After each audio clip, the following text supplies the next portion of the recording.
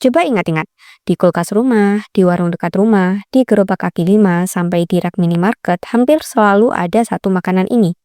Bentuknya sederhana, tinggal makan langsung, digoreng, atau direbus. Rasanya familiar dan sering jadi penyelamat saat lapar mendadak. Namanya sosis. Buat sebagian orang, sosis adalah sarapan praktis. Buat anak kos, sosis adalah menu aman di tanggal tua. Buat anak-anak, sosis sering dianggap makanan favorit karena rasanya gurih dan teksturnya lembut. Tapi jarang yang benar-benar berhenti dan bertanya, sejak kapan manusia mengenal sosis? Kenapa daging harus dimasukkan ke dalam selongsong? Dan bagaimana makanan sederhana ini bisa bertahan ribuan tahun sampai hari ini? Selamat datang di channel Kenalan Yuk. Di sini kita akan ngobrolin berbagai hal menarik yang ada di sekitar kita, mulai dari makanan, tanaman, sampai benda sehari-hari yang sering luput dari perhatian. Kalau kamu suka belajar sesuatu yang baru dengan cara yang ringan dan menyenangkan, yuk klik subscribe, like, dan aktifkan lonceng notifikasinya. Sosis tidak lahir dari dapur modern, ia lahir dari kebutuhan manusia purba untuk bertahan hidup. Sekitar 3.000 hingga 4.000 tahun lalu, manusia sudah mengenal cara mengolah daging agar lebih awet. Pada masa itu belum ada kulkas, belum ada freezer, dan belum ada pengawet modern. Daging segar sangat cepat rusak, terutama di daerah beriklim panas. Solusinya sederhana tapi jenius.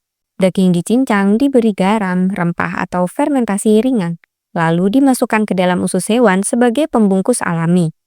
Usus ini bukan hanya pembungkus, tapi juga melindungi daging dari udara luar dan bakteri tertentu. Catatan tertulis tentang makanan mirip sosis bahkan muncul dalam teks Sumeria dan Mesopotamia kuno sekitar 2000 sebelum Masehi. Saat itu, sosis bukan makanan mewah, melainkan cara agar seluruh bagian hewan bisa dimanfaatkan tanpa ada yang terbuang. Dengan kata lain, sosis adalah simbol efisiensi manusia sejak ribuan tahun lalu. Masuk ke era Yunani dan Romawi kuno, sosis mulai berkembang lebih jauh. Dalam naskah Yunani kuno, sosis bahkan disebut sebagai makanan rakyat yang murah dan mengenyangkan. Di Romawi, sosis sering dikonsumsi oleh prajurit karena praktis dibawa dan tahan lebih lama. Menariknya, kata sausage dalam bahasa Inggris berasal dari bahasa Latin sausus yang artinya asin. Ini merujuk langsung pada teknik pengawetan dengan garam yang menjadi kunci utama pembuatan sosis di masa lalu. Memasuki abad pertengahan, sosis menjadi makanan penting di Eropa. Hampir setiap daerah mengembangkan versi sosisnya sendiri, menyesuaikan iklim, budaya, jenis daging yang tersedia. Jerman misalnya tercatat memiliki lebih dari 1.500 jenis sosis hingga hari ini. Saat revolusi industri di abad ke-19, produksi sosis mulai dilakukan secara massal. Mesin penggiling daging, teknik pengawetan modern, dan distribusi skala besar membuat sosis berubah dari makanan lokal menjadi produk global. Dan dari situlah sosis mulai masuk ke Asia termasuk Indonesia. Kalau kita bicara kandungan, sosis modern umumnya terdiri dari beberapa komponen utama. Yang pertama tentu saja daging, baik daging sapi, ayam, babi, atau campuran. Dalam sosis komersial, kadar daging bisa sangat bervariasi. Ada yang mengandung 60-80% daging, tapi ada juga yang hanya 30-40% tergantung kualitas dan harga. Selain daging, ada lemak yang berfungsi memberi rasa gurih dan tekstur lembut. Rata-rata sosis mengandung 15-25% lemak. Kemudian ada protein, biasanya sekitar 10-15 gram per 100 gram sosis, tergantung jenisnya. Namun sosis juga mengandung natrium yang cukup tinggi. Dalam satu buah sosis ukuran sedang, kandungan natrium bisa mencapai 400-600 mg, atau sekitar 20-25% dari batas harian yang direkomendasikan WHO. Tak ketinggalan ada bahan tambahan seperti pengikat, bumbu, dan pada beberapa produk, nitrit yang berfungsi menjaga warna dan menghambat bakteri berbahaya. Salah satu kelebihan terbesar sosis adalah kepraktisannya. Sosis tidak butuh teknik memasak rumit. Digoreng, direbus, dipanggang, bahkan dimakan dingin pun bisa. Kelebihan lainnya adalah daya simpan. Dengan teknik pengolahan tertentu, sosis bisa bertahan lebih lama dibanding daging segar. Inilah alasan sosis menjadi makanan populer di berbagai situasi, mulai dari rumah tangga sampai kondisi darurat. Dari sisi rasa, sosis juga aman.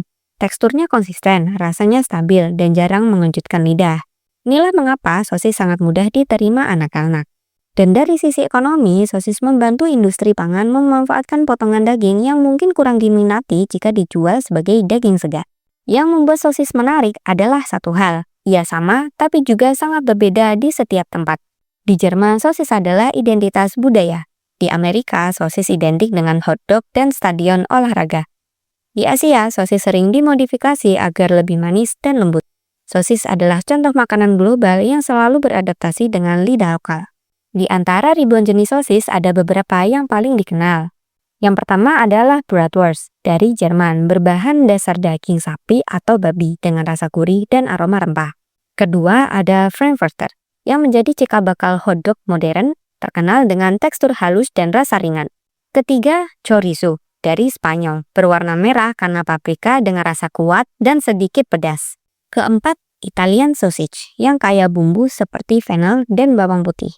Kelima, sosis ayam olahan Asia, termasuk yang banyak kita temui di Indonesia, dengan rasa cenderung manis dan tekstur sangat lembut. Di balik kepraktisannya, sosis juga punya sisi gelap. Konsumsi sosis secara berlebihan dikaitkan dengan risiko kesehatan tertentu. Organisasi Kesehatan Dunia atau WHO pernah mengklasifikasikan daging olahan termasuk sosis sebagai kelompok yang berpotensi meningkatkan risiko kanker jika dikonsumsi berlebihan dan jangka panjang. Masalah utama ada pada natrium, lemak jenuh, dan bahan pengawet.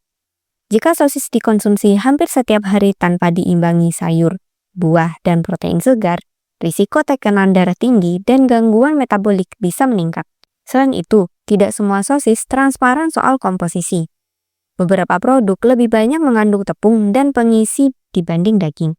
Sosis juga pernah menjadi pusat berbagai kasus, mulai dari isu keamanan pangan, penggunaan bahan berbahaya, sampai penarikan produk massal akibat kontaminasi bakteri seperti listeria. Di beberapa negara, regulasi sosis sangat ketat. Uni Eropa misalnya membatasi kadar nitrit dan mewajibkan label komposisi yang jelas. Hal ini menunjukkan bahwa sosis bukan sekadar makanan ringan, tapi produk yang diawasi serius. Bagi banyak orang barat, sosis adalah bagian dari budaya.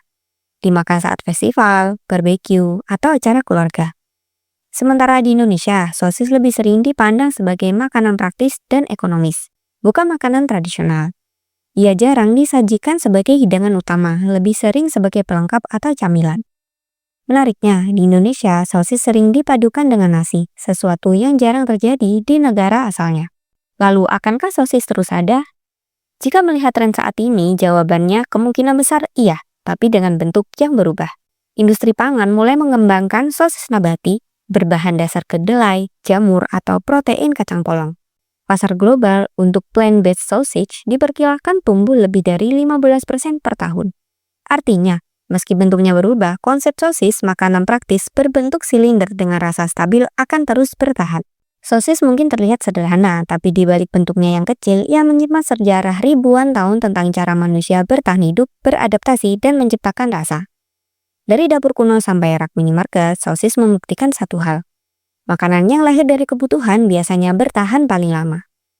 Dan setelah mengenal sosis lebih dekat, mungkin lain kali saat kamu menggoreng sosis di dapur, kamu tidak hanya mencium aroma gurihnya, tapi juga mengingat cerita panjang di baliknya. Kalau menurut kalian, selain sosis, hal sederhana apa yang sering bikin penasaran tapi jarang dibahas? Tulis di kolom komentar ya, siapa tahu bisa kita angkat di pembahasan berikutnya. Kalau ada hal-hal yang perlu ditambahkan, silahkan tulis juga di komentar. Maaf kalau ada kesalahan dalam penyampaian. Karena channel ini juga masih terus belajar bareng kalian. Jangan lupa like, share, dan subscribe. Kenalan yuk untuk konten seru dan edukatif lainnya. Sampai jumpa di video selanjutnya.